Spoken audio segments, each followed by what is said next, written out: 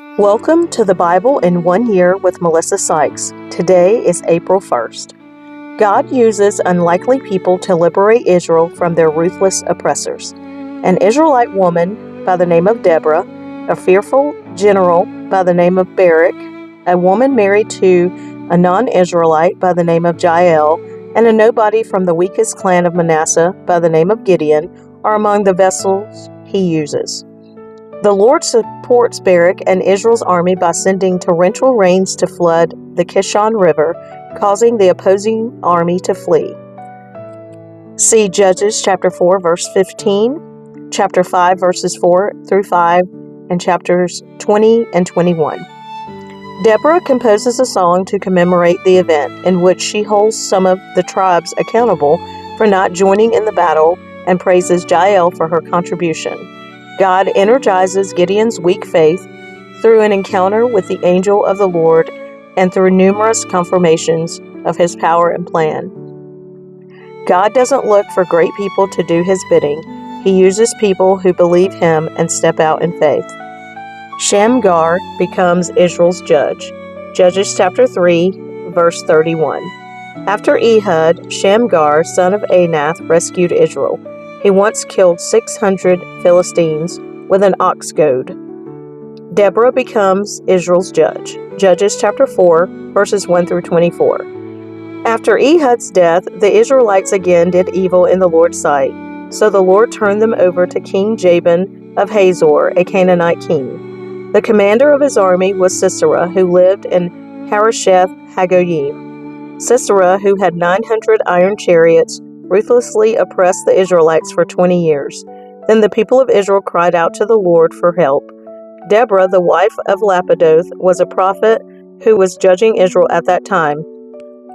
She would sit under the palm of Deborah between Ramah and Bethel in the hill country of Ephraim, and the Israelites would go to her for judgment. One day she sent for Barak, son of Abinoam, who lived in Kedesh in the land of Naphtali. She said to him, "This is what the Lord, the God of Israel, commands you. Call out 10,000 warriors from the tribes of Naphtali and Zebulun at Mount Tabor, and I will call out Sisera, commander of Jabin's army, along with his chariots and warriors, to the Kishon River. There I will give you victory over him." Barak told her, "I will go, but only if you go with me." "Very well," she replied, "I will go with you, but you will receive no honor in this venture, for the Lord's victory over Sisera will be at the hands of a woman." So Deborah went with Barak to Kedesh. At Kedesh, Barak called together the tribes of Zebulun and Naphtali, and 10,000 warriors went up with him. Deborah also went with him. Now Heber the Kenite, a descendant of Moses' brother-in-law, Hobab, had moved away from the other members of his tribe and pitched his tent by the oak of Zanim, near Kedesh. When Sisera was told that Barak, son of Abinoam, had gone up to Mount Tabor, he called for all 900 of his iron chariots and all of his warriors, and they marched from Harosheth Hagoyim to Kishon River.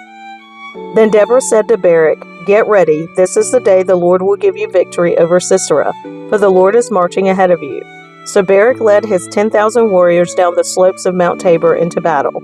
When Barak attacked, the Lord threw Sisera and all his chariots and warriors into a panic. Sisera leaped from his chariot and escaped on foot. Then Barak chased the chariots and the enemy army all the way to Harosheth Hagoyim, killing all of Sisera's warriors. Not a single one was left alive.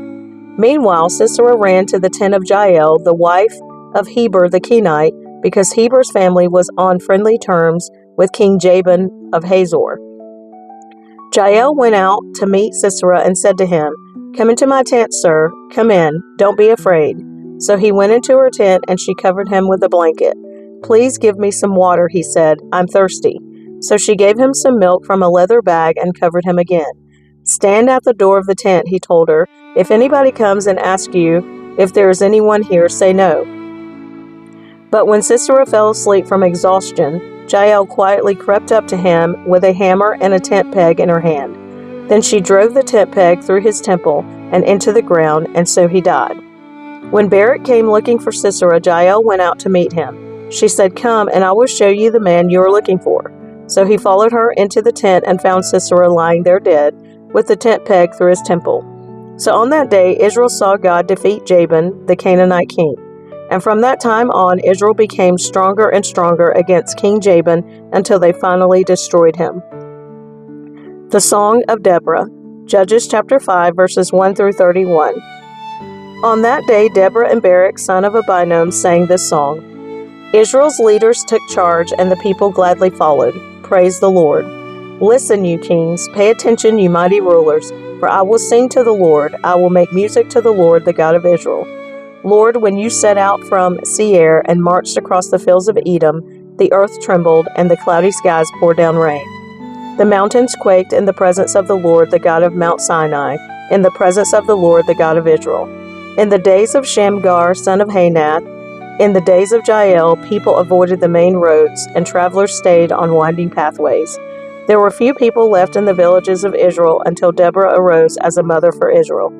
When Israel chose new gods, war erupted at the city gates, yet not a shield or spear could be seen among 40,000 warriors in Israel. My heart is with the commanders of Israel, with those who volunteered for war. Praise the Lord. Consider this, you who ride on fine donkeys, you who sit on fancy saddle blankets, and you who walk along the road. Listen to the village musicians gathered at the watering holes. They recount the righteous victories of the Lord and the victories of his villagers in Israel. Then the people of the Lord marched down to the city gates. Wake up, Deborah, wake up. Wake up, and sing a song. Arise, Barak, lead your captives away, son of Abinoam. Down from Tabor marched the few against the nobles. The people of the Lord marched down against mighty warriors. They came down from Ephraim, a land that once belonged to the Amalekites. They followed you, Benjamin, with your troops.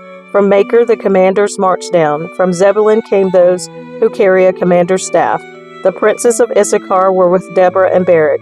They followed Barak, rushing into the valley. But in the tribe of Reuben there was great indecision. Why did you sit at home among the sheepfolds, to hear the shepherds whistle for their flocks? Yes, in the tribe of Reuben there was great indecision. Gilead remained east of the Jordan, and why did Dan stay home? Asher sat unmoved at the seashore, remaining in his harbors. But Zebulun risked his life, as did Naphtali, on the heights of the battlefield. The kings of Canaan came and fought at Tanakh near Megiddo Springs, but they carried off no silver treasures. The stars fought from heaven. The stars in their orbits fought against Sisera. The Kishon River swept them away, that ancient torrent, the Kishon. March on with courage, my soul. Then the horses' hooves hammered the ground, the galloping of Sisera's mighty steeds. Let the people of Meroz be cursed, said the angel of the Lord. Let them be utterly cursed, because they did not come to help the Lord against the mighty warriors. Most blessed among women is Jael, the wife of Heber the Kenite. May she be blessed above all women who live in tents. Sisera asked for water, and she gave him milk. In a bowl fit for nobles, she brought him yogurt. Then with her left hand she reached for a tent peg, and with her right hand for the workman's hammer. She struck Sisera with the hammer, crushing his head. With a shattering blow she pierced his temples. He sank, he fell, he lay still at her feet, and where he sank, there he died. From the window Sisera's mother looked out. Through the window she watched for his return, saying, Why is his chariot so long in coming? Why don't we hear the sound of chariot wheels? Her wise women answer, and she repeats these words to herself. They must be dividing the captured plunder, with a woman or two for every man. There will be colorful robes for Sisera, and colorful embroidered robes for me. Yes, the plunder will include colorful robes embroidered on both sides. Lord, may all your enemies die like Sisera, but may those who love you rise like the sun in all its power. Then there was peace in the land for 40 years. Gideon becomes Israel's judge. Judges chapter 6, verses 1 through 40. The Israelites did evil in the Lord's sight, so the Lord handed them over to the Midianites for 7 years. The Midianites were so cruel that the Israelites made hiding places for themselves in the mountains, caves, and strongholds. Whenever the Israelites planted their crops, marauders from Midian, Amalek, and the people of the east would attack Israel, camping in the land and destroying crops as far away as Gaza. They left the Israelites with nothing to eat, taking all the sheep, goats, cattle, and donkeys. These enemy hordes, coming with their livestock and tents, were as thick as locusts. They arrived on droves of camels too numerous to count, and they stayed until the land was stripped bare. So Israel was reduced to starvation by the Midianites. Then the Israelites cried out to the Lord for help. When they cried out to the Lord because of Midian, the Lord sent a prophet to the Israelites. He said, "This is what the Lord, the God of Israel, says. I brought you up out of slavery in Egypt. I rescued you from the Egyptians and from all who oppressed you. I drove out your enemies and gave you their land. I told you, I am the Lord your God. You must not worship the gods of the Amorites, in whose land you now live, but you have not listened to me." Then the angel of the Lord came and sat beneath a great tree at Ophrah, which belonged to Joash of the clan of Abiezer. Gideon, son of Joash, was threshing wheat at the bottom of a winepress to hide the grain from the Midianites. The angel of the Lord appeared to him and said, "Mighty hero, the Lord is with you." When Gideon realized that it was the angel of the Lord, he cried out, "O sovereign Lord, I'm doomed. I have seen the angel of the Lord face to face." "It is all right," the Lord replied. "Do not be afraid. You will not die." And Gideon built an altar to the Lord there and named it Yahweh Shalom, which means the Lord is peace. The altar remains in Ophrah, in the land of the clan of Abiezer, to this day. That night the Lord said to Gideon, "Take the second bull from your father's herd, the one that is 7 years old. Pull down your father's altar to Baal and cut down the Asherah pole standing beside it. Then build an altar to the Lord your God here on this hilltop sanctuary, laying the stones carefully. Sacrifice the bull as a burnt offering on the altar, using as fuel the wood of the Asherah pole you cut down." So Gideon took 10 of his servants and did as the Lord had commanded, but he did it at night because he was afraid of the other members of his father's household and the people of the town. Early the next morning, as the people of the town began to stir, someone discovered that the altar of Baal had been broken down and that the Asherah pole beside it had been cut down. In their place, a new altar had been built, and on it were the remains of the bull that had been sacrificed.